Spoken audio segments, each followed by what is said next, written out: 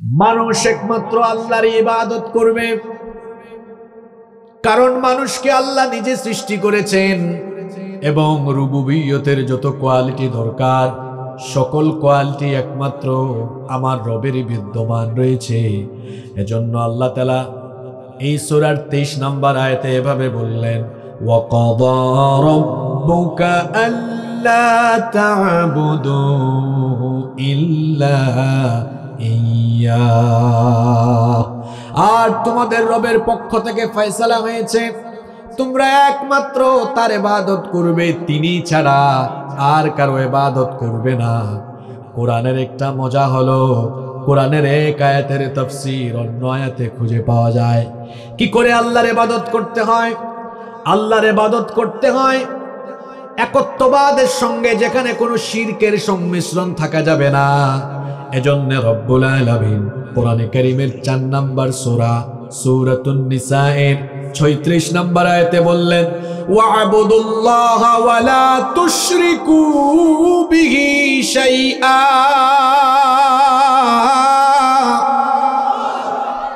আল্লাহর ইবাদত করো, তার সাথে কাউকে শরীক করো না। ইবাদতের নীতিমালা হলো সেখানে শিরকের কোনো সংমিশ্রণ থাকা যাবে না, কারণ যে ইবাদতের ভেতরে শিরক থাকে ওইটা ইবাদত নয়, ওইটা আল্লাহর দরবারে কবুল হয় না, কারণ শিরক হচ্ছে সবচেয়ে বড় কবিরা গুনাহ। ইন্নাশ শিরকা লাযুলমুন আযীম, নিশ্চয় সবচাইতে ভয়াবহ জুলুমের নাম হলো শিরক।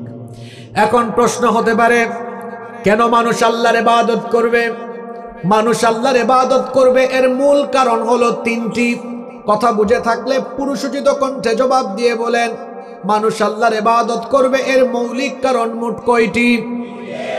1 নম্বর কারণ হলো, এটা হলো মানুষের উপরে আল্লাহর অধিকার, এটা হলো মানুষের কাছ থেকে আল্লাহর পাওনা, এটা আল্লাহর হক।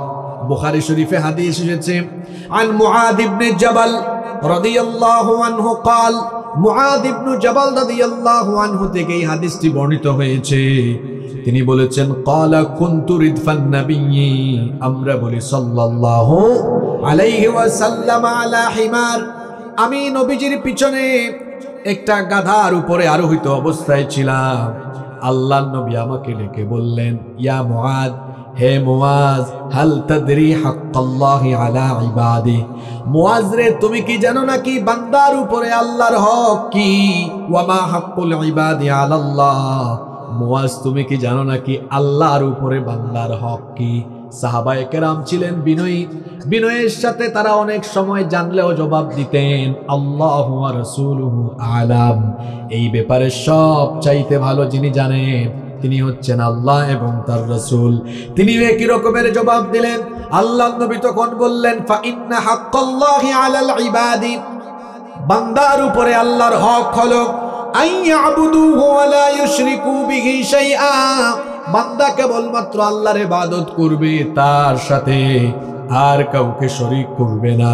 ওয়া হাক্কাল ইবাদি আলাল্লাহ, আর আল্লাহর উপরে বান্দার হক হলো আল্লাহ ইউআযিবা মান লা ইউশরিকু বিহি শাইআ, যে বান্দা আল্লাহর ইবাদত করবে, ইবাদত গুজার সেই বান্দাকেও আল্লাহ কখনো শাস্তি দিবেন না। তাহলে 1 নম্বর কারণ আমরা এই হাদিস থেকে ফাইন্ড আউট করলাম, আল্লাহর ইবাদত এই কারণে করতে হবে, এটা হলো আল্লাহর অধিকার, এটা হলো আমাদের কাছ থেকে আল্লাহর পাওনা। 2 নম্বর কারণ হলো, আমাকে আর আপনাকে, আমাদেরকে কেবলমাত্র যার ইবাদতের জন্য সৃষ্টি করা হয়েছে, জোরে বলেন তিনি কে? আরো জোরে বলেন তিনি কে? কেন আপনি আল্লাহর ইবাদত করবেন? কারণ আপনাকে এই উদ্দেশ্যেই সৃষ্টি করা হয়েছে। কোরআনুল কারীমের 51 নম্বর সূরা সূরাতুয যারিয়াতের 56 নম্বর আয়াতে রব্বুল আলামিন এভাবে বললেন, ওয়ামা খালাকাতুল জিন্না ওয়াল ইনসা ইল্লা liya'budun, I did not create the jinn kind and mankind except my worship, জিন আর মানুষকে তো আমি আমার গোলামি ছাড়া অন্য কোনো কিছুর জন্য সৃষ্টি করি নাই। আমাদেরকে সৃষ্টির উদ্দেশ্যই হলো কার ইবাদত করা? আরো জোরে বলেন কার? 3 নম্বর কারণ মানুষ কেন আল্লাহর ইবাদত করবে, এর কারণ হলো এটা হলো আল্লাহর হুকুম, এটা হলো আল্লাহর আদেশ। রব্বুল আলামিন কোরআনে কারীমের 2 নম্বর সূরা সূরাতুল বাকারা এর 21 নম্বর আয়াতে ভাবে বললেন, ইয়া আইয়ুহান নাসু উবুদু রাব্বাকুমুল্লাযী খালাকাকুম ওয়াল্লাযীনা মিন ক্বাবলিকুম লাআল্লাকুম তাত্তাকুন। হে মানব জাতি, তোমরা তোমাদের রবের ইবাদত করো। খুব খেয়াল করে দেখেন, এখানে একটা কথা আমি শুরুতেই বলতে ভুলে গেলাম। আল্লাহ বলেছেন ওয়া কাদা রাব্বুকা, তোমার রবের থেকে ফয়সালা হয়েছে তার ইবাদত করতে হবে। কথাটা আমার শুরুতেই বলা দরকার ছিল, আমার একটু ভুল হয়ে গেল। আপনাদেরকে আবার বলি, এখানে যারা আলেম আছেন তারা জানেন, নিয়মিত যারা কোরআন রিসার্চ করেন, আল্লাহ তাআলা কোরআনের বেশিরভাগ জায়গায় যেখানে ইবাদতের কথা বলেছেন সেখানে আল্লাহ তার সিফাতি নাম রব দিয়েছেন, রবের ইবাদত করতে বলেছেন। আচ্ছা বলেন তো, আল্লাহ যদি চাইতেন এই আয়াতটা এইভাবে নাজিল করতে পারতেন কিনা? ইয়া আইয়ুহান নাসু উবুদুল্লাহ, তোমরা আল্লাহর ইবাদত করো, এভাবেও আল্লাহ নাজিল করতে পারতেন। কিন্তু শব্দ চয়নের নমুনা দেখেন, আল্লাহ বললেন উবুদু রাব্বাকুম, তোমরা তোমাদের রবের ইবাদত করো। আল্লাহর ইবাদত করতে হবে এটা না বলে আল্লাহ বললেন রবের ইবাদত করো। কথা শুনতেছেন? এর কারণটা কি? কারণ হলো মাবুদ হওয়ার জন্য প্রধান শর্ত হলো রব হওয়া। যে রব নয় তাকে কখনো ইবাদত করা যায় না। পৃথিবীতে এমন অসংখ্য মানুষ আছে যারা নিজের হাতে বিভিন্ন উপাস্য বানায়, যারা নিজের হাতে বিভিন্ন কিছু বানিয়ে তার ইবাদত করে। কেউ বা আবার সূর্যের পূজা, তারকার পূজা, নক্ষত্রের পূজা, গাছের পূজা করে। আল্লাহ বলছেন শোনো, তুমি মানুষ হিসাবে একমাত্র তারই ইবাদত করতে পারবে যার মধ্যে রুবুবিয়তের কোয়ালিটি থাকবে। জোরে বলেন তো কিসের কোয়ালিটি? কথাটা কঠিন হয়ে গেল নাকি? আরো সহজ করে বলি, রবের কোয়ালিটি। বলেন কিসের কোয়ালিটি? আরো মজার ব্যাপার হলো কোরআন শুরু হয়েছে রবের পরিচয় দিয়ে, শেষ হয়েছে রবের পরিচয় দিয়ে। রব হলেন তিনি, তোমাদের সকল প্রয়োজন পূরণ করেছেন যিনি। যুবক ভাইরা আমার দিকে তাকান, ছাত্ররাও তাকান, বলেন তো দেখি মানুষের বেঁচে থাকার জন্য সবচেয়ে জরুরি কোন বিষয়, যেটা না থাকলে মানুষ একটা সেকেন্ডও বাঁচবে না? সেই জিনিসটার নাম কি? আরো জুড়ে বলেন, জিনিসটার নাম কি? বিজ্ঞানীরা বলেছেন একজন মানুষ বেঁচে থাকার জন্য প্রতিদিন 500 লিটারের বেশি অক্সিজেন গ্রহণ করে। সুবহানাল্লাহ কইতে পারলেন না? কত লিটারের বেশি? এই 500 লিটার অক্সিজেনের দাম কত জানেন আপনারা? একটু খোঁজ নিয়ে দেখিয়েন। 5 লক্ষ টাকার বেশি। তাহলে আমরা বেঁচে থাকার জন্য ডেইলি কয় লক্ষ টাকার অক্সিজেন লাগে? জোরে বলেন না, কয় লক্ষ? তো একদিনে যদি 5 লক্ষ লাগে, তো এক মাসে কত লাগে? 150 লক্ষ, মানে 1.5 কোটি টাকা। বছরের পরিমাণ কত? 18 কোটি টাকা। আপনাদের হয়তো অনেক পয়সা আছে, আমার তো অত নাই। 18 কোটি মানে চিন্তা করেছেন, জন্মের পর থেকে এখন পর্যন্ত বিলিয়ন, মিলিয়ন, ট্রিলিয়ন ডলারের টাকা, না ডলার বলেছি, বিলিয়ন, মিলিয়ন, ট্রিলিয়ন ডলারের অক্সিজেন নিয়েছি। কোনো পেমেন্ট লেগেছে নাকি? এটা ফ্রি ফ্রি দিয়েছেন কে?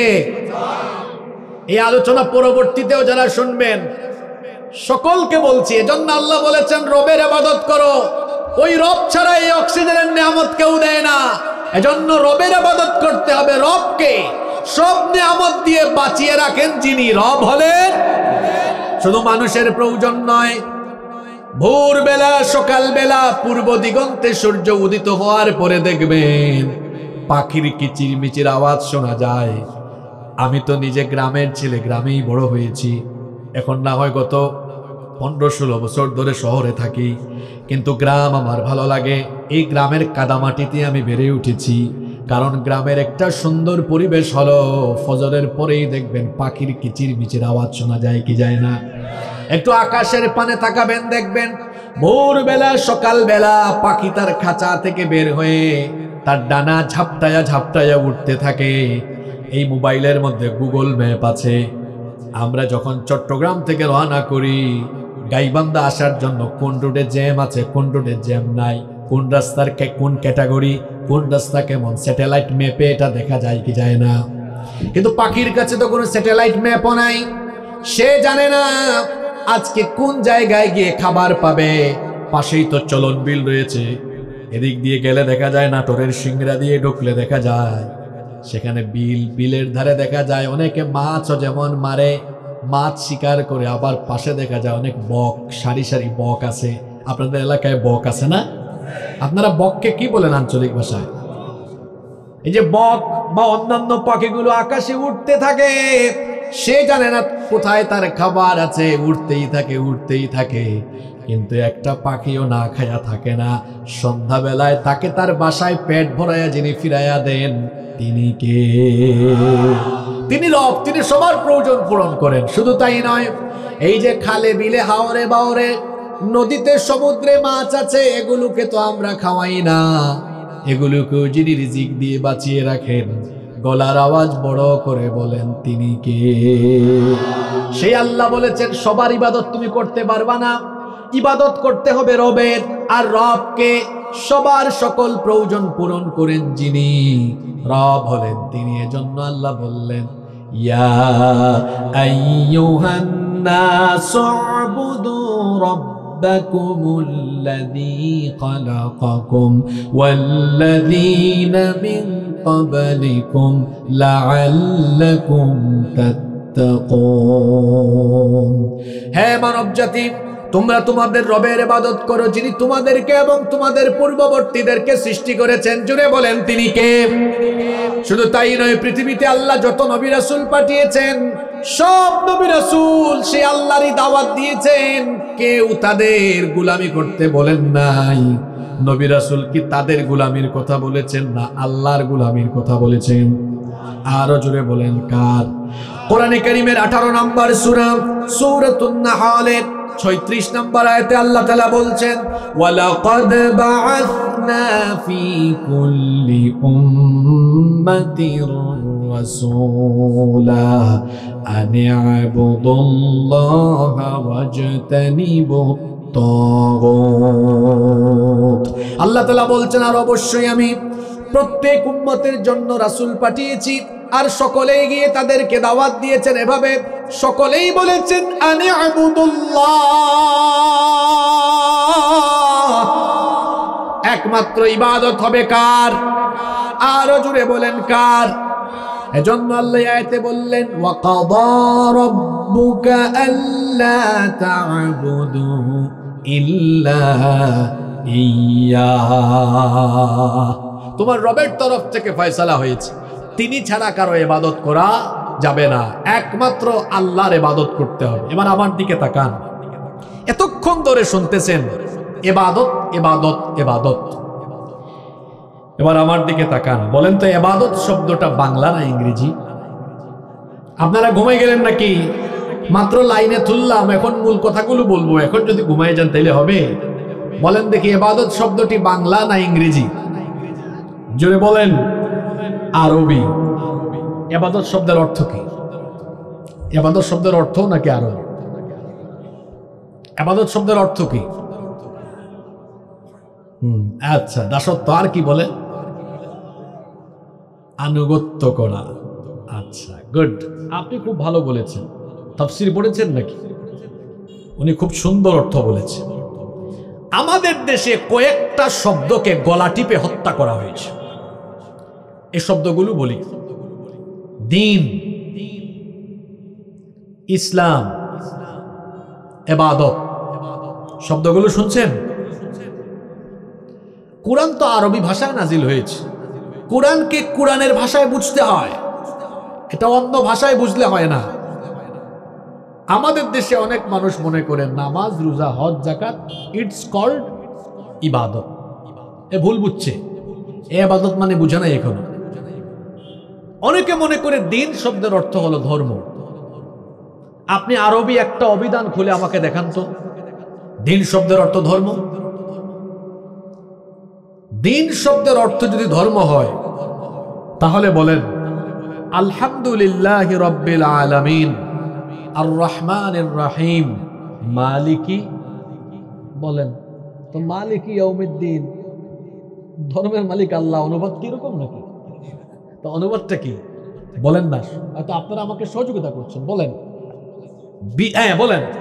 এই তো এই ভাইয়ের সাহস আছে, কথা বলে। বিচার দিবসের মালিক কে?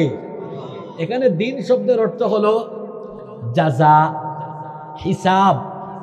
হিসাব এটাও আরবি শব্দ, আমরা বলি না হিসাব বাংলায়, এটা হলো হিসাব আরবি। তাহলে সূরা ফাতিহায় দিন শব্দের অর্থ কি? কথা বলে না।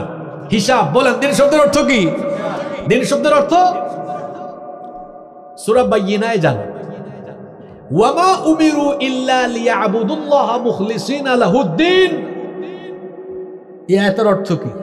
তাদেরকে এই আদেশ দেওয়া হয়েছে একনিষ্ঠভাবে দিনকে আল্লাহর জন্য ঠিক করবে। এখানে দিন শব্দের অর্থ একনিষ্ঠতা। দেখছেন কারবার, এক এক জায়গায় এক এক অর্থ। সূরা আলে ইমরানে আছে ইন্নাদ-দীনা ইনদাল্লাহিল, নিশ্চয়ই আল্লাহর কাছে একমাত্র দিন হলো ইসলাম। তাফসীরে তবারি, কুরতুবিতে এর ব্যাখ্যা এসেছে, এখানে দিন শব্দের অর্থ হলো মুকাম্মাল নিজামে হায়াত, পরিপূর্ণ জীবন বিধান। আবার সূরা মাইদায় আছে আল ইয়াউমা আকমালতু লাকুম দীনাকুম, ওখানে কি? আজ আমি তোমাদের জন্য তোমাদের দ্বীনকে। ওখানে আবার দিন শব্দের অর্থ হলো জীবন বিধান। দেখছেন শব্দ কয়টা? একটা। অর্থ কয়টা? অর্থ কি একটা? আবার আরো আছে সূরা ইউসুফ, কোরআনের 12 নম্বর সূরা, সেখানে বলা হয়েছে ফি দীনিল মালিকি ইল্লা আই ইয়াশা আল্লাহ। আল্লাহ যদি না চাইতেন তাহলে ইউসুফ বাদশাহী আইনে তার ভাইকে রাখতে পারত না। এখানে দিন শব্দের অর্থ আইন। শব্দ কয়টা? অর্থ কয়টা? দিন শব্দের অর্থ ধর্ম নয়। অপব্যাখ্যা করা হয়েছে আমাদের দেশে। ধর্ম মানে হলো কোনো বিষয়কে ধারণ করা, আগুনের ধর্ম পুড়িয়ে দেওয়া, পানির ধর্ম ভিজিয়ে দেওয়া। তিন শব্দের অর্থ হলো জীবন ব্যবস্থা। জীবন ব্যবস্থা মানে কি? আজকের এই মাহফিলের একটা ব্যবস্থাপনা কমিটি আছে, এটা একদিনে আয়োজন হয় নাই। এই মাহফিলের পিছনে কমপক্ষে 70-80 দিনের খাটুনি আছে। এরা এটার ব্যবস্থা করেছে, এই জন্য তাদের নাম ব্যবস্থাপনা কমিটি। তো ব্যবস্থা মানে বুঝলাম কোনো জিনিস অ্যারেঞ্জ করা। জীবন মানে কি? একজন লোক জন্মগ্রহণ করেছে 1980 সালে, মারা গেছে 2024 সালে। 80 থেকে 2024 পর্যন্ত গোটা সময়ের সমষ্টির নাম হলো জীবন। তো জীবন বুঝলাম 40 বছরের জীবন। আর ব্যবস্থা মানে কি? এই 40-50 বছরের, অর্থাৎ যত বছরের জীবন আছে, এই জীবন পরিচালনার জন্য সকল সেক্টরের যত ব্যবস্থাপনা দরকার, সকল ব্যবস্থাপনার নীতিমালা যে দিনে দেওয়া হয়েছে, সেই দিনের নাম কি? কথা বলতে পারে না। সেই দিনের নাম কি? আরেকটা শব্দের অপব্যাখ্যা করা হয়েছে, ইসলাম। ইসলাম শব্দের অর্থ কি? শান্তি কে শিখেছে আপনারা? ইসলাম শব্দের অর্থ হচ্ছে সারেন্ডার করা, আত্মসমর্পণ করা। আর আজকে আরেকটা শব্দ আসছে এখানে, বলেন শব্দটা কি? এভাবে তো মজা লাগবে না, আপনারা কথা বলতে হবে। শব্দটা কি? আপনারা মনে করছেন আজকে হুজুর খালি মা বাপের ওয়াজ করবে, এইটার তাফসীরে তো শেষ হইতেছে। মূল জায়গায় ধরছি তো আপনাদেরকে। বলেন ইবাদত শব্দটা কি? এটাকে আমরা আরবিতে এভাবে উচ্চারণ করি, ইবাদাহ। এই ইবাদাহ শব্দের অর্থ কি? দেখেন, আমি তাফসীর ইবনে কাসির থেকে আপনাদেরকে শোনাই। ইবাদত শব্দের অর্থ, কোরআন তো আরবিতে নাজিল হয়েছে, সিনোনিম মুরাদিফ গুলো কি কি? ইবাদত শব্দের অর্থ হলো আয-যুল্লু ওয়াত-তাযাল্লুলু ওয়াল-খুদুউ ওয়াল-ইনকিয়াদ। ইবাদত শব্দের অর্থ হলো নত হয়ে, ঝুঁকে পড়ে কারো আনুগত্য করা। বলবেন হুজুর এত লম্বা কথা কেমনে মনে রাখতাম? তাহলে সংক্ষিপ্ত কথা হলো আনুগত্য করা। এবার পুরুষ মানুষের মতো জবাব দেন, কেউ ঝিমাইয়েন না, ডানে বামে তাকাইয়েন না, লাইনে তুলছি মাত্র, একটু পরে মূল কথাগুলো বলবো। ইবাদত শব্দের অর্থ কি? এজন্য মুফাসসিরগণ বলেছেন আসলুল ইবাদাতি হিয়া আত-তাআহ। ইবাদতের মূল কথা হলো আনুগত্য করা। আমাদের দেশের বেশিরভাগ মানুষ মনে করে ইবাদত মানে হলো 5 ওয়াক্তের নামাজ, রোজা, হজ, যাকাত, দান সদকা, মাহফিলে আসা যাওয়া করা, এগুলো ইবাদত। জোরে বলেন তো, শুধু কি এগুলা ইবাদত? যদি ওর কথা আমি ধরেই নেই, এটা ইবাদত, একটা একটা পয়েন্ট দিয়ে ব্যাখ্যা করি। ও কি বলেছে? নামাজ ইবাদত। তাইলে বলেন তো প্রতিদিন নামাজ কয় ওয়াক্ত? পুরুষ মানুষের মতো জবাব দেন, মহিলারা লজ্জা পাচ্ছে। নামাজ কয় ওয়াক্ত? আরো জোরে, কয় ওয়াক্ত? এবার একটু বুঝে শুনে জবাব দেন তো, 5 ওয়াক্ত নামাজ কেউ যদি প্রতিদিন আদায় করে তাহলে সর্বমোট তার কত ঘন্টা সময় লাগতে পারে? বড়জোর বলেন, বড়জোর জোরে বলেন, কয় ঘন্টা? 1 ঘন্টা। তো 24 থেকে 1 ঘন্টা বাকি গেল, বাকি থাকে কত? জোরে বলেন, বাকি থাকে কত? তো নামাজ যদি শুধু ইবাদত হয়, 1 ঘন্টা না হয় এই লোক ইবাদত করলো, বাকি 23 ঘন্টা ইবাদত হবে কার? কথা বলে না। ওই 23 ঘন্টা সে থাকে কোথায়? ওই 23 ঘন্টা সে ব্যবসা করে, ওই 23 ঘন্টা সে চাকরি করে, ওই 23 ঘন্টা সে রাজনীতি করে, ওই 23 ঘন্টা সে তার কর্মব্যস্ততায় থাকে। 1 ঘন্টা আমি যেমন আল্লাহর দেওয়া হুকুম আর রসুলের দেওয়া তরিকায় গিয়ে নামাজ আদায় করি, বাকি 23 ঘন্টা আমার ব্যবসা বাণিজ্য, আমার চাকরি বাকরি, আমার অর্থনীতি, রাজনীতি, রাষ্ট্র পরিচালনা সবকিছু আল্লাহর হুকুম আর রসুলের তরিকা মতো হওয়ার নাম ইবাদত। আমাদের সমাজে আপনি 98 জন, শতকরা 98 জন মুসলমান পাবেন যে 5 ওয়াক্তের নামাজে গিয়ে আল্লাহর আনুগত্য করে, আর নামাজের বাইরে 23 ঘন্টা নেতা নেত্রী শয়তান আর তাগুতের আনুগত্য করে। এই ইবাদতের কিছুই বুঝে নাই, ইবাদতের কিছুই বলছি না। একটা একটা করে আজকে ধর্ম, এত গেল নামাজ, রোজা, বছরে কয় মাস? কথা বলেন না কেন? 1 মাস, বছরে বাকি আছে আরো কয় মাস?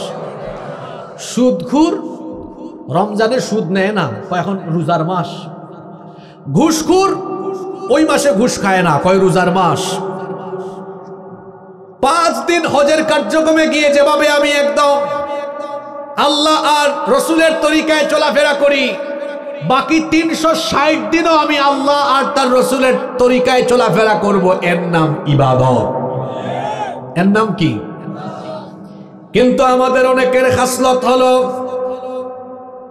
মসজিদে আমরা যাই, যাওয়ার পরে আল্লাহর হুকুম মতো নামাজ আদায় করি, কিন্তু মসজিদের বাইরে আমি আমার পরিবার, আমি আমার ব্যবসা চালাই শয়তানি হুকুম মতো। আমি রমজান মাসে আল্লাহর হুকুম মতো রোজা রাখি, কিন্তু আমার আদালত চালাই আমি আল্লাহর হুকুম মতো নয়, আল্লাহর আইন মতো আমি নামাজ আদায় করি, আল্লাহর আইন মতো রোজা রাখি, কিন্তু আদালত চালাই আল্লাহর আইন বাদ দিয়ে। আছে না নাই? আল্লাহর আইন মতো নামাজ, রোজা, হজ, যাকাত সবই করি, কিন্তু রাষ্ট্র পরিচালনায়, সমাজ পরিচালনায় আল্লাহর আইনকে আমি বাদ দিলাম। এখন বলেন তো এটার নাম কি? আনুগত্য হলো নাকি? আনুগত্য মানে কি? আনুগত্য মানে হলো সামিআনা, শুনলাম, ওয়া আতানা, আর মেনে নিলাম। উলাইকা হুমুল কাফিরুন ফাউলাইকা হুমুল ফাসিকুন ফাউলাইকা হুমুল যালিমুন। ও নবী, আপনার কাছে কিতাব নাজিল করেছিলাম লিতাহকুমা বাইনান নাস, যেন এই কিতাব দিয়ে মানুষের মধ্যে আপনি বিচার ফয়সালা করেন। এটা দেওয়ার পরেও যারা এই কিতাব দিয়ে বিচার করে না, ফয়সালা করে না, আল্লাহ বলেছেন এরা হলো কাফের, এরা হলো জালেম, এরা হলো ফাসিক। কথাগুলো আমার না আল্লাহর। আস্তে বলবেন না, জোরে বলেন, কথাগুলো কার? এখন বলেন তো আমাদের দেশে আজকে জুমার দিন গেল, জুমার দিনে সারা দেশের মসজিদগুলোতে নামাজ আমরা আদায় করলাম কার হুকুমে? আরো জোরে বলেন, কার হুকুমে? নামাজের বাইরে আমার দেশের আদালতগুলো চলে আল্লাহর হুকুমে না মানুষের হুকুমে? আরো জোরে বলেন, কার হুকুমে? আর আল্লাহ কোরআনে বলেছেন বিচার ফয়সালা হবে কার হুকুমে? আর আমরা করি কার হুকুমে? জোরে বলেন না কেন? তাহলে এর নাম কি ইবাদত? জোরে বলেন, এর নাম কি ইবাদত? যারা নামাজে যায়, রমজানের রোজা রাখে, হজ করে, যাকাত আদায় করে, কিন্তু তার জীবন ব্যবস্থাপনার অন্যান্য সকল সেক্টরে আল্লাহর দ্বীন মানে না, আল্লাহর হুকুম মানে না, সে আদৌ পর্যন্ত আল্লাহর আনুগত্যশীল কোনো মুমিন হতে পারে না। আমি নামাজে গিয়ে মাথা নত করে যাকে সাজদা দেই, নামাজের বাহিরেও প্রতিটা জায়গায় জায়গায় আমার রবের বিধান মেনে আমি আনুগত্যের নজরানা পেশ করব, এটার নাম হলো ইবাদত। জীবনের সব জায়গায় আমার আনুগত্য থাকবে। এই আয়াতটা সবাই জানেন, আমি এটা জানি, কিন্তু কোনোদিন এইভাবে বুঝছেন কিনা জানি না। আজকে এভাবে বুঝানোর পরে আয়াতটা পড়তেছি, আমি জানি এটা পারেন, আমার সাথে পড়েন। এজন্য আল্লাহ নবীর মাধ্যমে শিখাইয়া দিলেন, ও নবী এদেরকে এটা পড়ান। কুল ইন্না সালাতি ওয়া নুসুকি ওয়া মাহইয়ায়া ওয়া মামাতি লিল্লাহি রাব্বিল আলামিন।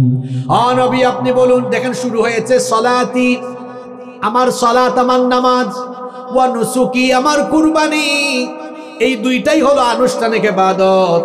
আনুষ্ঠানিক কেন বললাম? 5 বার নামাজের জন্য আজান দেওয়া হয়, নামাজে যাই। বছরে 3 দিন হলো কুরবানির দিন। আল্লাহ প্রথমে বললেন নামাজের কথা, এরপরে বললেন কুরবানির কথা, এরপরে আল্লাহ বললেন ও নবী এদেরকে দিয়ে বলেন তারা যেন বলে আমার জীবন আমার মরণ। এখানে নামাজ আর কুরবানির সাথে জীবন মরণের কথা কেন আসলো? এর ব্যাখ্যা হলো, নামাজ আর কুরবানি যে আল্লাহর জন্য করব, ঠিক তেমনি ভাবে আমার জীবন থেকে শুরু করে মরণ পর্যন্ত সকল জায়গায় একমাত্র যার হুকুম মানব, আনুগত্য করব, তিনি কে? তফসিরটা বুঝছেন না ঘুমাই গেছেন? এটা তো সবসময় পড়েন, কিন্তু এমনি করে বুঝছেন? প্রথমে নামাজ, পরে কুরবানি, এরপরে বলে জীবন, তারপরে মরণ। এর মানেটা কি? আল্লাহ বুঝাতে চেয়েছেন তুমি যে নামাজ আর কুরবানি করো যে আল্লাহর জন্য, ঠিক তেমনি তোমার জীবন মরণের সবকিছু হবে কার জন্য? অর্থাৎ জীবনের সকল আনুগত্যটা করতে হবে একমাত্র কার? জোরে বলেন কার? এখন প্রশ্ন আসবে, আমি আনুগত্য মোতাবেক চলবো কেমনে? আনুগত্যের দিক নির্দেশনা পাবো কোথায়? উত্তর হলো, আনুগত্যের দিক নির্দেশনা একটা কিতাবের ভেতরে আছে। জুড়ে বলেন সেই কিতাবের নাম কি? আল্লাহ তাআলা বলছেন, وَنَزَّلْنَا عَلَيْكَ الْكِتَابَ تِبْيَانًا لِكُلِّ شَيْءٍ وَهُدًى وَرَحْمَةً وَبُشْرَى لِلْمُسْلِمِينَ। আমি আপনার কাছে যে কিতাব নাজিল করেছি, এখানে সব কিছু বলে দিয়েছি। মা ফাররাতনা ফিল কিতাবি মিন শাইইন সুম্মা ইলা রাব্বিহিম ইউহশারুন। কোনো কিছু এই কিতাবের ভেতরে বাদ দেই নাই। এই জন্য এই কিতাব মানলে পুরাটাই মানতে হবে, ইসলাম মানলে পুরাটাই মানতে হবে। এজন্য আল্লাহ বলেছেন ইসলামের ভেতরে ঢুকলে পুরাটাই ঢুকে যাও। ইয়া আইয়ুহাল্লাযীনা আমানু দুখুলু ফিস সিলমি কাফা ওয়া লা তাত্তাবিউ খুতুওয়াতিশ শাইতান। হে ঈমানদারেরা, ইসলামে পরিপূর্ণ ঢুকো। ঘুমাই গেছেন নাকি? কিভাবে ঢুকো?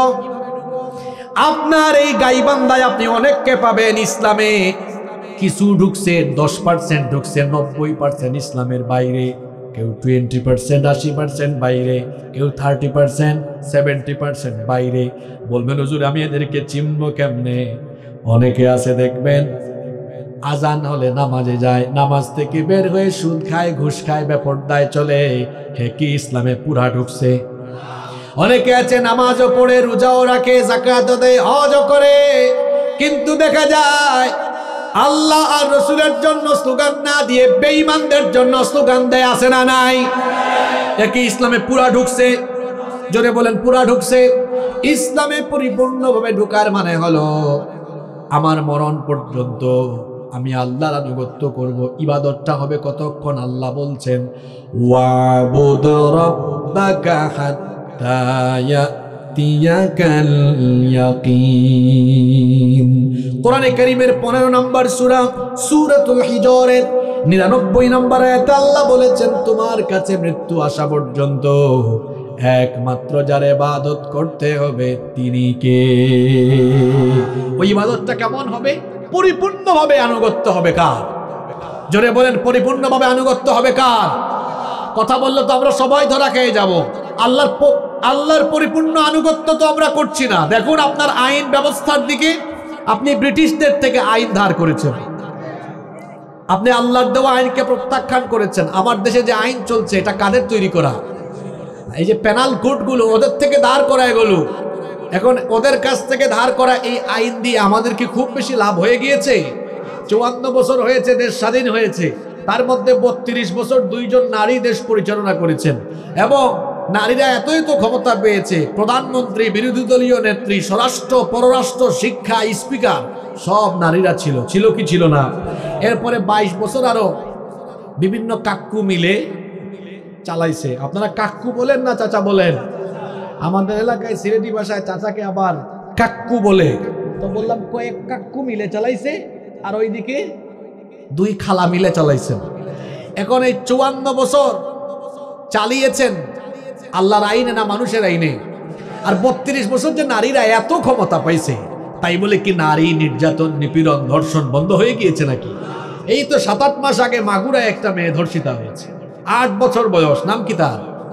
জোরে বলেন, তার নাম কি? আসিয়া। সে কবরে চলে গিয়েছে, তার ধর্ষকরা এখনো বেঁচে আছে না নাই? এটা কেমন আইন আপনাদের দেশের? আমাকে বলেন তো, এটা কেমন আইন যে আইন থাকার ফলে ধর্ষিতা কবরে গিয়ে কবরে ঘাস উঠে আর ধর্ষক বেঁচে থাকে? সে আইনের মুখে আমি লাথি মারি। কোন জাতের আইন? ধর্ষিতা কবরে আর ধর্ষক বেঁচে আছে, এটা কোন আইন হইল? নিরপরাধ মানুষ খুন হয়েছে, খুনি বেঁচে আছে, কি এদের আইন এটা? বিপরীতে আল্লাহর আইন এখানে দাঁড় করা। ধর্ষকের শাস্তি আল্লাহর আইনে কি? জোরে বলেন, কথাটা পরিপূর্ণ হয় নাই না? এখন মনে হয় এখানে আলোচনা অনেকে লাইভ করতেছে, তাই না? লাইভ মৃত্যুদণ্ড। কি মৃত্যুদণ্ড? লাইভ মৃত্যুদণ্ড মানে কি? অনেকের ফাঁসি হয় কাশিমপুর কারাগারে, আপনারা কি লাইভ দেখেন নাকি? কিন্তু ধর্ষকের শাস্তিটা কি? লাইভ। ধর্ষকের শাস্তিটা হলো লাইভ, একদম। সুইগ্রামে এই ঘটনা ঘটেছে, সুইগ্রামের মানুষের চোখের সামনে এই মৃত্যুদণ্ড হবে। কেন? বাংলাদেশে অপরাধ হয়েছে এমন, দেশের মানুষের সামনে বা আপামর জনতার সামনে এটা হবে। কেন? যাতে করে এই শাস্তি জনসম্মুখে প্রত্যক্ষ করে এই স্বভাব চরিত্রের কোনো মানুষ থাকলে এই বিচার দেখে সেও যেন তারের মতো সোজা হয়ে যেতে পারে। 54টি বছর ধরে মানুষের তৈরি করা আইন থাকার ফলে আমাদের ভাগ্যের কোনো পরিবর্তন হয়নি।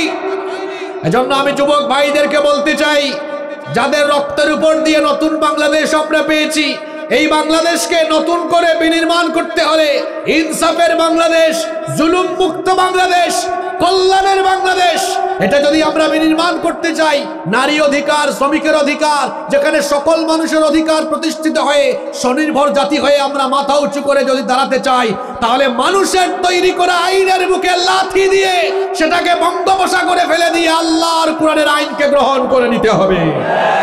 কারা কারা রাজি আছেন দুহাত তুলে আল্লাহকে দেখান।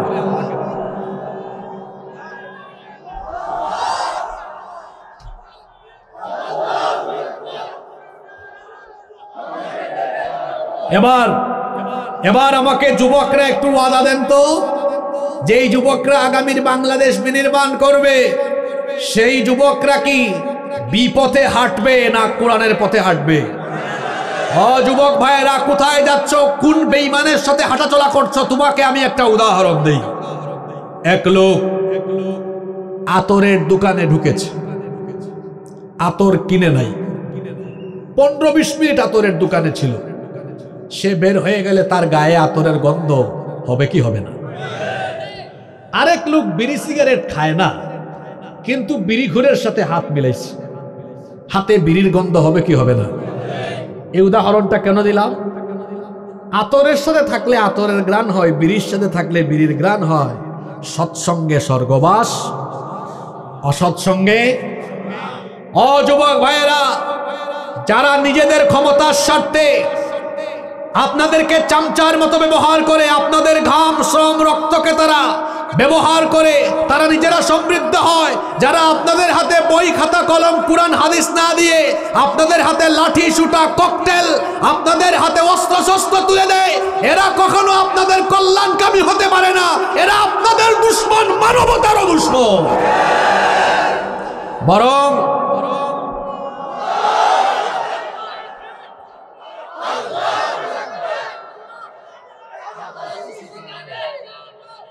বরং আমি যুবকদেরকে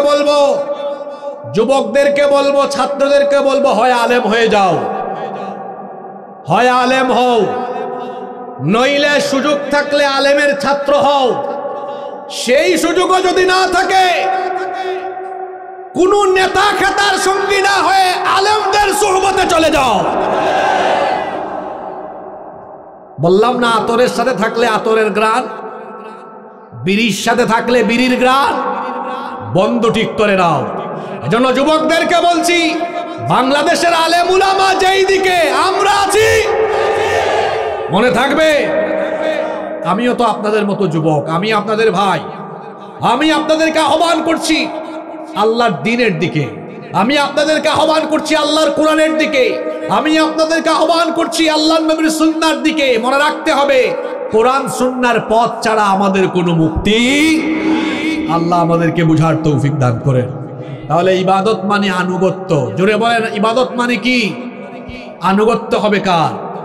আর আল্লাহর আনুগত্যের পরে যার আনুগত্য করতে হয়, তিনি হচ্ছেন রসুল। কারণ যে ব্যক্তি রসুলের আনুগত্য করে, সে যেন প্রকৃত অর্থে আল্লাহরই আনুগত্য করে। এজন্য আমাদের সামনে একটা মডেল আছে, আল্লাহকে আনুগত্য করার জন্য আমাদের সামনে একটা মডেল আছে। সেই মডেল আর কেউ নন, তিনি হচ্ছেন মুহাম্মাদুর রাসূলুল্লাহ। তিনি দেখিয়েছেন কি করে নিজের জীবন পরিচালনা করতে হয়, কি করে পরিবার চালাতে হয়, কি করে সমাজ চালাতে হয়, কি করে রাষ্ট্র চালাতে হয়। আল্লাহ নবীকে রাষ্ট্র চালাতে হবে কিভাবে দেখায় যান নাই? কিছুদিন আগে একজন খুব সুন্দর কথা বলছে, কয় আমরা মদিনার ইসলাম চাই। খুব সুন্দর কথা, আমার বড় পছন্দ হয়েছে। কিন্তু আমি চিন্তা করে দেখলাম, যেই ব্যক্তি বক্তব্য দিল তার কিন্তু ক্লিন শেভ। তো আমি মনে মনে আশ্চর্য হলাম যে মদিনার ইসলাম কি এরকম ক্লিন শেভিং ইসলাম নাকি? মদিনার ইসলামে কি মানুষের আইন না আল্লাহর আইন? আপনি কি আমার কথা রাগ করেছেন নাকি? আমি তো আপনার কথা ধরে আপনাকেই বলছি। আমি আপনার কথার সাথে 100% একমত। আপনিও মদিনার ইসলাম চান, আমরা সবাইও মদিনার ইসলাম। যারা বললেন না তারা মনে হয় চান না। তো মদিনার ইসলামে কি মানুষের আইন না আল্লাহর আইন? এই যে ইউনূস সাহেব গতকাল জাতির উদ্দেশ্যে ভাষণ দিয়েছেন, শুনছেন আপনারা? আমি শুনছি পুরা ভাষণটা। ওখানে উনি কি বলেছেন?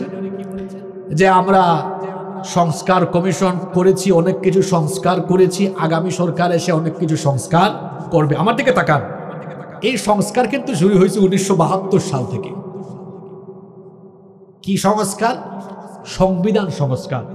বাংলাদেশের সংবিধান এই পর্যন্ত সংশোধন হয়েছে কতবার? জোরে বলেন না কেন? 17 বার। সামনে যে কতবার হবে আল্লাহ জানে। আমার দিকে তাকান, ওই সাইডের ওইজনকে, ওনাকে দায়িত্ব দিয়েছেন, আপনি সুই গ্রাম চালান, আপনাকে দায়িত্ব দিয়েছি আমরা। তো একটা এলাকা চালানোর জন্য একটা আইন বানানো লাগবে না? এই যে বিভিন্ন সমাজ কল্যাণ পরিষদ সংগঠনের গঠনতন্ত্র থাকে না, এটা গঠনতন্ত্র বানান। তো উনিও একটা কি বানাইলেন? এলাকা চালানোর তন্ত্র। যে এই এলাকায় চুরি করলে এটা হবে শাস্তি, ডাকাতি করলে এটা হবে, এটা হবে, ওইটা হবে। আমরা তো মানুষ মরণশীল। উনার পরে উনি দায়িত্ব পেয়েছেন। উনি দেখলেন, হায় রে হায়, আমার আগের আইন তো বড় জটিল, এভাবে চললে আমাকে যারা সাপোর্ট দেয় অবস্থা খারাপ, এরা আমারে সাপোর্ট দিবে না। উনি হঠাৎ করে বললেন, সুই গ্রামের মানুষ, আমি একটু আইনটা সংস্কার করতে চাই, সংশোধন। মনে রাখবেন, মানুষ যখন আইন সংশোধন করে, সে তখন তার নিজের স্বার্থ, দলের স্বার্থের কথা আগে বিবেচনা করে। উনার পরে উনি, উনার পরে উনি, উনি, উনি চলতেই যদি থাকে, আমি বলে দিলাম, চ্যালেঞ্জ করে বলছি, আপনি খোঁজ নিয়ে দেখেন, 71-এর পরে আজ পর্যন্ত যতগুলো সরকার হয়েছে সবাই সংবিধানে হাত দিয়েছে, বরং এট এ টাইম 2-3 বার হাত দিয়েছে। আমি এটাও আপনাকে চ্যালেঞ্জ করে রাখলাম, সামনে যারাই আসবে, এরপরে যে আসবে, তারপরে যে আসবে, সবাই হাত দিবে। সবাই হাত দিয়ে সে তার মতো করে সংবিধান তৈরি করে নিবে, যেমন করে সে বেশি দিন থাকতে পারে, সুযোগ সুবিধা বেশি পেতে পারে, ওই রকম করে তৈরি করবে।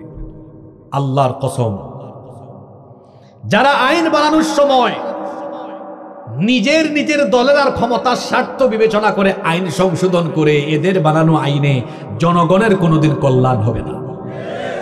এই কোরআন ১৫০০ বছর আগে নাজিল হয়েছে, আজ পর্যন্ত কয়বার সংশোধন হয়েছে? ওই উনার কাছে আবার গেলাম, আপনি সুইগ্রাম চালান, খবরদার, একদম সাবধান, একটা আইন আপনি বানাইতে পারবেন না। এইটা আছে, ধরেন না, এটা দিয়া চালান। উনার পরে উনি, তারপরে উনি, তারপরে আমি, তারপর আমার ভাই, এভাবে ব্যক্তির পরিবর্তন হয়েছে মনে করেন 50 বছরে। কোন আইনের কি পরিবর্তন হবে? কার বাপের ক্ষমতা আছে আল্লাহর আইন বদলাতে পারবে? তাহলে দেখা গেল কোরআনের আইন থাকলে ব্যক্তি বদল হয়, আইনের কোনো কথা বলেন না কেন আপনারা? আইনের কোনো পরিবর্তন হয় না। আর কোরআনের আইন বাদ দিয়ে মানুষের আইন থাকলে ব্যক্তি পরিবর্তনের সাথে সাথে আইনও কি হয়? দেখেন না, কিছুদিন আগে ছিল আইসিটি মামলা, এখন আর আইসিটি, আগামীতে আবার হইতেও পারে। কারণ যে যখন সুযোগ পাবে শেষ ক্ষমতা তার মতো করে কাজে লাগাবে। হ্যাঁ, বাংলাদেশের মানুষ ভালো করে শুনে রাখেন, যারা 54 বছরে 17 বার সংবিধান সংশোধন করে, এই সংশোধিত, পরিমার্জিত, পরিবর্ধনকৃত এই রকম আইন দিয়ে কোনোদিন মানুষের ভাগ্য বদলাবে না। আমি জাতি গড়ার কারিগর যুবক তরুণদেরকে বলবো, ভাইয়েরা আমার, সিদ্ধান্ত নিতে হবে এই জাতির পরিবর্তনের জন্য, ভাগ্যের কল্যাণের জন্য আল্লাহর দেওয়া এই অপরিবর্তনীয় কিতাবকে যতদিন পর্যন্ত আমরা গ্রহণ করতে পারবো না, ততদিন পর্যন্ত এই জাতির কপাল খুলবে না। এই জন্য আমরা মানুষের আইন আর চাই না, আমরা কার আইন চাই? আরো জোরে বলেন, কার আইন চাই? গাইবান্ধার মানুষ কি চায় না? তাহলে জোরে বলেন, কার আইন? সেই কথাই আল্লাহ বলছেন, আমার আনুগত্য করো, আমার ইবাদত করো। কতক্ষণ? একটু আগে আয়াতটা বললাম, সূরা হিজরের 99 নম্বর আয়াত, মালাকুল মউতের সাথে দেখা হবে না যতদিন আল্লাহর আনুগত্য হবে। রব্বানা যালামনা আনফুসানা ওয়া ইন লাম তাগফির লানা ওয়া তারহামনা লানাকুনান্না মিনাল খাসিরিন। রব্বুল আলামিন, ওগো আমাদের মালিক, ওগো আমাদের রব, গভীর রাত পর্যন্ত তোমার কোরআন পাগল অসংখ্য বান্দা বান্দিরা নীরবে বসে বসে তোমার কালাম থেকে আলোচনা শুনেছেন। রব্বুল আলামিন, আমরা যারা হাত তুলেছি, জীবনে কম হোক বেশি হোক সবাই আমরা গুনাহ করে ফেলেছি। এত বেশি গুনাহ করেছি, মনে হয় যেন আমরা গুনাহের সাগরে ডুবে যাওয়ার উপক্রম হয়েছি। রব্বুল আলামিন, আমাদের গুনাহের দিকে না তাকিয়ে তোমার রহমতের দিকে দৃষ্টিপাত করে তোমার গাফফার নামের খাতিরে আমাদের জীবনের ছোট বড় জানা অজানা যত গুনাহ আমরা করেছি, দয়া করে সব গুনাহ তুমি মাফ করে দাও। রব্বুল আলামিন, আমাদের স্ত্রী সন্তানদেরকে আমাদের জন্য চক্ষু শীতলকারী বানিয়ে দাও, আমাদেরকে 5 ওয়াক্তের নামাজি বানিয়ে দাও। রব্বুল আলামিন, হারাম থেকে আমাদেরকে বাঁচায় রাখো, আমাদের সকলের রিজিকের মধ্যে বারাকা বাড়িয়ে দাও, আমাদের অভাব অনটন দূর করে দাও, যারা ঋণগ্রস্ত আছেন ঋণ পরিশোধের তৌফিক দিয়ে দাও। রব্বুল আলামিন, আমাদেরকে ফিতনা ফাসাদ থেকে দূরে থাকার তৌফিক দিয়ে দাও। যতজন বেকার আছেন কর্মসংস্থানের ব্যবস্থা করে দাও। অনেক ছাত্ররা মাহফিলে এসেছে, আল্লাহ তাদের মেধাকে প্রখর থেকে প্রখরতর করে দাও। রব্বুল আলামিন, অনেক বয়স্ক বাবারা মাহফিলে এসেছেন, আমার এই বাবাদের জীবনের গুনাহ খাতা তুমি মাফ করে দাও, তাদেরকে ঈমানি জিন্দেগি নসিব করে দাও। অসংখ্য মা বোনেরা মাহফিলে এসেছেন, আল্লাহ আমার মা বোনদের জীবনের গুনাহগুলো মাফ করে দাও, তাদেরকে আবেদা সালেহা কানেতা বানিয়ে দাও। রব্বুল আলামিন, সকল যুবকদেরকে তুমি দ্বীনের জন্য কবুল করে নাও। রব্বুল আলামিন, আমাদের কলিজার টুকরা আব্বা আম্মাকে মাফ করে দাও, যাদের বাবা মা অন্ধকার কবরে চলে গিয়েছেন, দয়া করে তাদের কবরগুলোকে তুমি জান্নাতুল ফেরদাউস বানিয়ে দাও। আমাদের যাদের মা বাবা বেঁচে আছেন, নেক হায়াত বাড়িয়ে দাও। আল্লাহুম্মা গফিরলি ওয়া লিওয়ালিদাইয়া ওয়া কুর রাব্বিরহামহুমা কামা রাব্বায়ানি সগীরা। রব্বিরহামহুমা كما ربياني صغيرا রব্বুল আলামিন আমাদের যত আত্মীয় স্বজন কবরে চলে গিয়েছেন তাদেরকে মাফ করে দাও। এই সুইগ্রাম এলাকায় কবরস্থানগুলোতে যত মুর্দেগান শায়িত আছেন দয়া করে সবার কবরগুলোকে তুমি জান্নাতের বাগান বানিয়ে দাও। রব্বুল আলামিন আমাদের মধ্যে যারা অসুস্থ তাদেরকে শিফা দান করে দাও। আজকের এই মাহফিলকে কবুল আর মঞ্জুর করে নাও। এই মাহফিলে যারা দান সদকা করেছেন আল্লাহ সকলের দান সদকা তুমি কবুল করে নাও। কিয়ামত পর্যন্ত এই এলাকায় কোরআনের এই সুন্দর পরিবেশ তুমি জারি করে দাও। রব্বুল আলামিন আমার দেশকে সকল ষড়যন্ত্র চক্রান্ত থেকে হেফাজত করো। আমার দেশের উপরে তুমি রহমত নাজিল করো। আল্লাহ আমাদের এই দেশটাকে তুমি কোরআনের জন্য কবুল করে নাও। কোরআনের জন্য আমাদের সবাইকে ঐক্যবদ্ধ হওয়ার তৌফিক দিয়ে দাও। রব্বুল আলামিন আজীবন আমাদেরকে তোমার দ্বীনের উপরে অটল অবিচল থাকার তৌফিক দিয়ে দাও। সাল্লাল্লাহু তাআলা আলা খায়রি খালকিহি মুহাম্মাদিন ওয়া আলিহি ওয়া আসহাবিহি আজমাইন বিরহমাতিকা ইয়া আরহামার রাহিমিন।